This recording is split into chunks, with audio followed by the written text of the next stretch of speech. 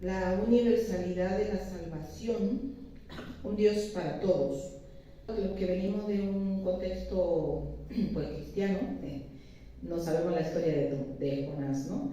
Y según el relato bíblico, Jonás o Jonah en hebreo, que significa paloma, pues recibió esa orden divina de ir a predicar a Nínive. Era la capital y la ciudad más grande del imperio neoasirio.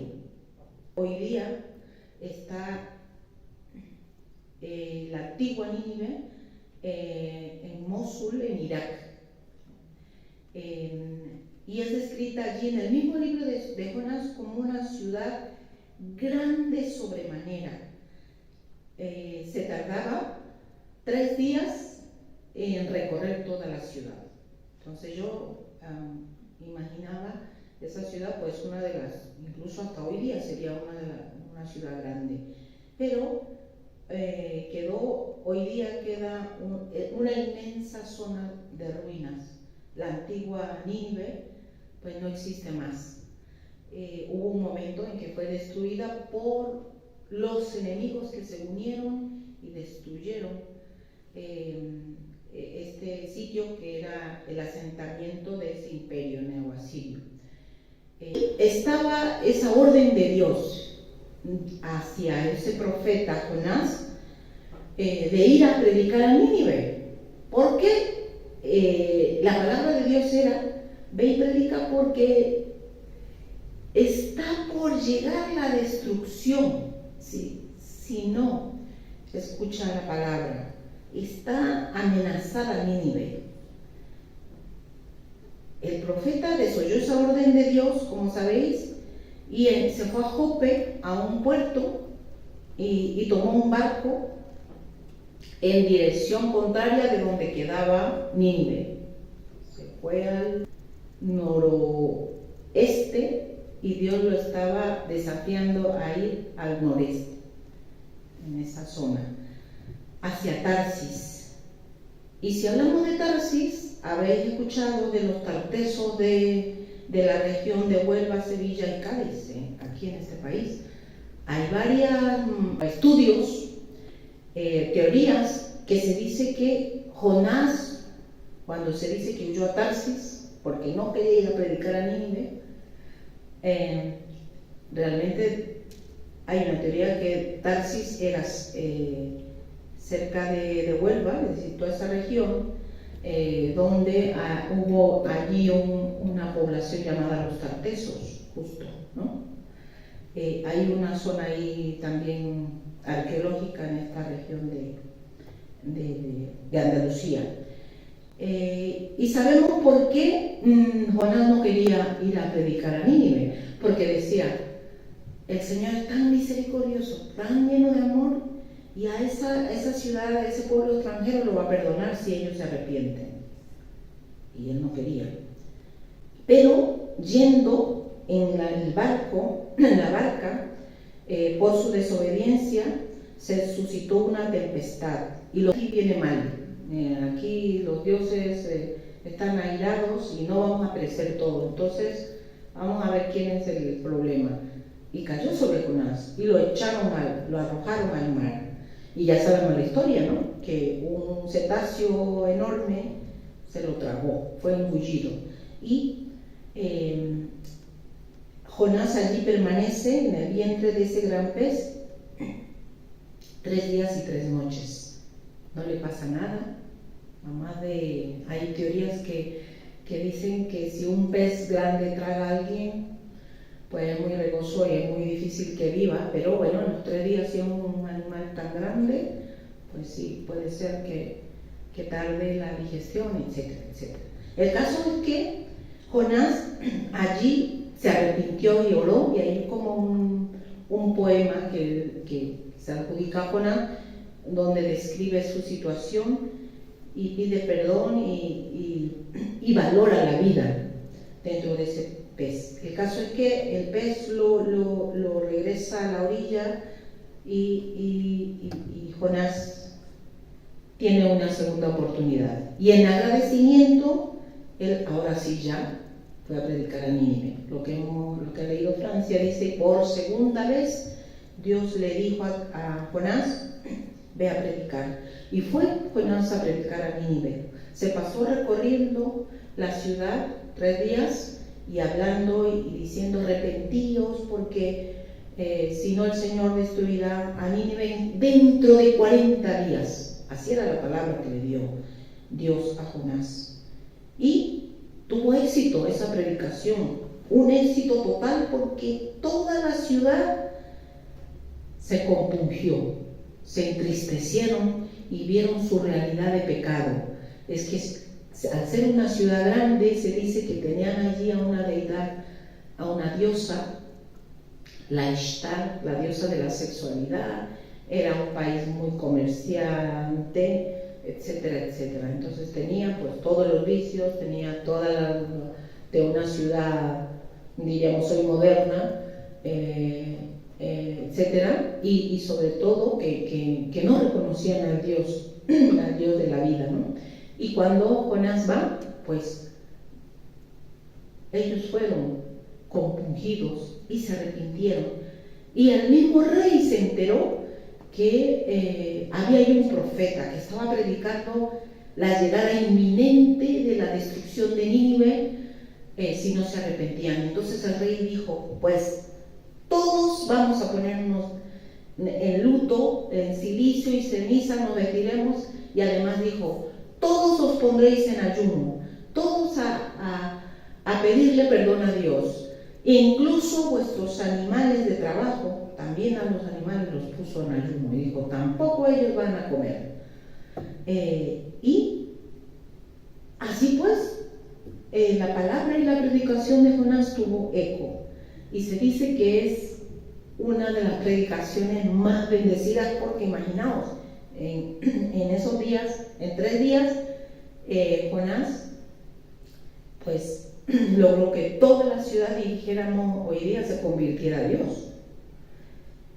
Cúbranse de saco hombres y animales, todas las ninivitas, incluso las bestias, fue la orden del rey. No probarán bocado, ni beberán, ni comerán nada, hasta que Dios nos perdone. Y pasados esos días de predicación, cuando ya Jonás dijo, ya le he hablado a todos, creo que todos me escucharon, dice que se sentó a lo lejos a observar cómo Dios destruía la ciudad. Pero no pasó eso. Pero bueno, vamos a dejarle aquí la historia porque ahí ya no nos llevaremos más tiempo. Pero solo quiero que reflexionemos en, fijaos, la determinación que Dios tomó en el verso que tenemos ahí, de Jonás, de Dios. Cuando vio Dios que toda la ciudad, y que incluso su mismo rey, el político, digamos, ¿no? Estaba arrepentido y estaban de luto delante de Dios, pues cuando vio eso, dijo Dios, determinó que ellos, en el verso 10, lo que hicieron, es decir, que se habían convertido de su mal camino, cambió de parecer y no llevó a cabo la destrucción que les había anunciado. ¿Qué es arrepentirse, hermanos, hermanas? No solo se pusieron en ayuno, en oración, no solo se vistieron de silicio y de ceniza, sino que realmente estaban arrepentidos, porque acordémonos que a Dios nadie le puede engañar.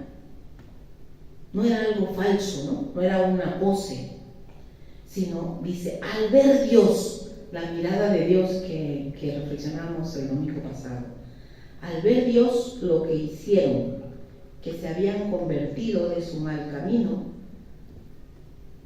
no les destruyó. ¿Y por qué Dios se interesaba en una ciudad, en un pueblo que estaba a 1000 kilómetros de donde vivía Jonás y de donde procedía Jonás, que era el pueblo Palestina, y ahí estaba el pueblo que se llamaba y que se consideraba el único pueblo de Dios de toda la tierra. Fijaos qué interesante. Dios lo mandó muy lejos a predicar. Eso nos habla ya de ese Dios que está pendiente de todos los pueblos, de todas las naciones. Y que con esto nos ha querido mostrar que su salvación, que su amor es universal. Y en más de una ocasión encontramos en el Antiguo Testamento que el pueblo israelí como Jonás, le faltaba crecer en ese aspecto en Dios, se sentían el pueblo elegido y se agarraban, digamos, querían quedar solo ellos con Dios. Y Dios le enseñó a Jonás que no es por ahí, que su amor, su gracia es para todos. Cuando hay, ¿qué cosa? Arrepentimiento. Cuando el ser humano reconoce su fallo delante de Dios y se arrepiente y viene a Dios en humildad pidiendo su perdón.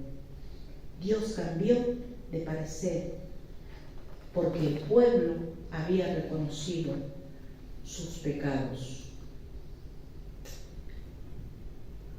Y de ahí partimos hacia Jesús, cuando Jesús ya abiertamente nos predica el Evangelio y dice que recorría Galilea, Judea, predicando, Samaria, que para el pueblo israelí Samaria era pagana.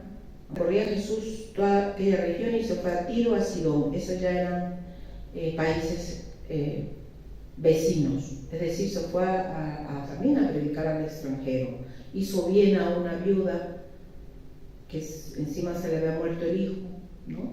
Etcétera, etcétera. Dio palabra de salvación, pero también y ejerció sanidad, ¿no?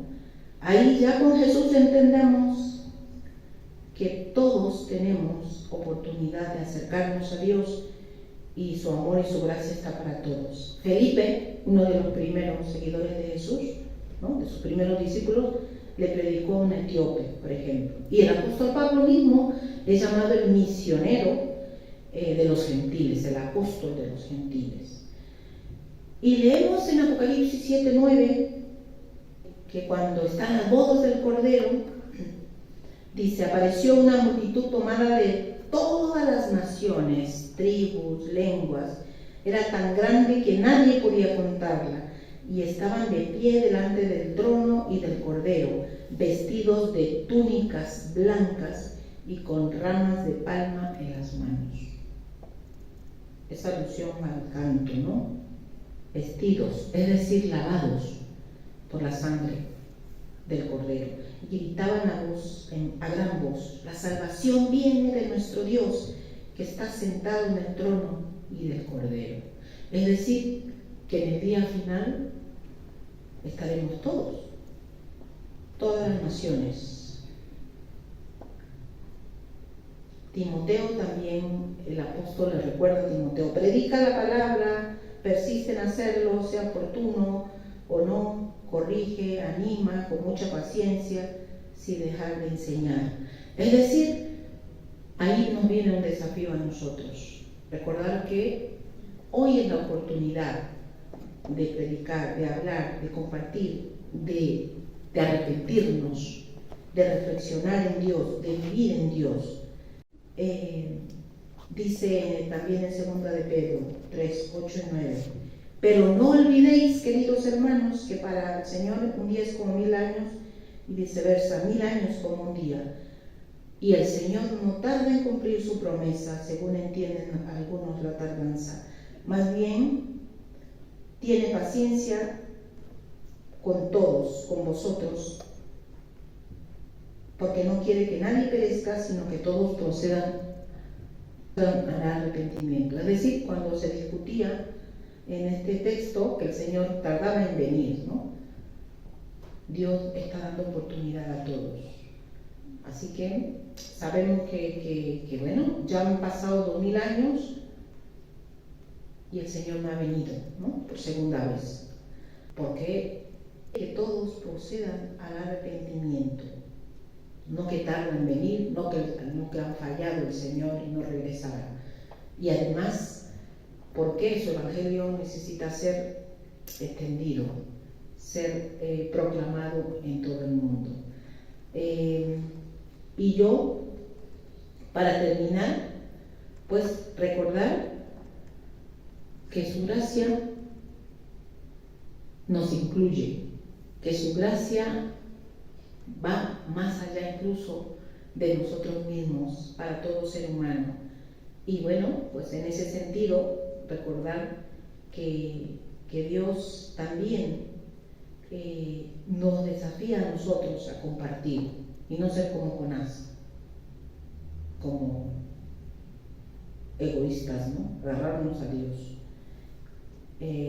Y recordar también que el Señor nos desafía, porque hoy es tiempo, predica la palabra y persiste en hacerlo, corrige, reprende, anima con mucha paciencia sin dejar de enseñar.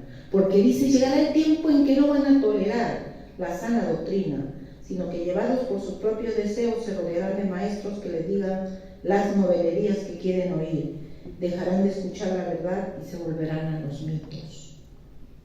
Yo pensaba en esto y digo, a lo mejor esos son los tiempos de hoy, que ya menos gente quiere oír de Dios y mejor se va como a lo nuevo, a lo que resurge y se considera la verdad a discursos con apariencia de verdad, a los mitos. Pero bueno, no lo sabemos nosotros. Podemos decir, estos son los tiempos últimos, pero no sabemos. Por eso hay que compartir de Dios mientras más bien vivamos, ¿no? Y el Señor vendrá cuando en su tiempo, en el kairos, en el tiempo de Dios llegue. Seamos hoy día también profetas. Profeta para anunciar y para denunciar con amor, con mucho tacto, con mucha paciencia también lo que no está bien. Que Dios nos ayude y gloria a Dios, porque esto lo entendemos. Dios es un Dios para todos. Que así lo vivamos.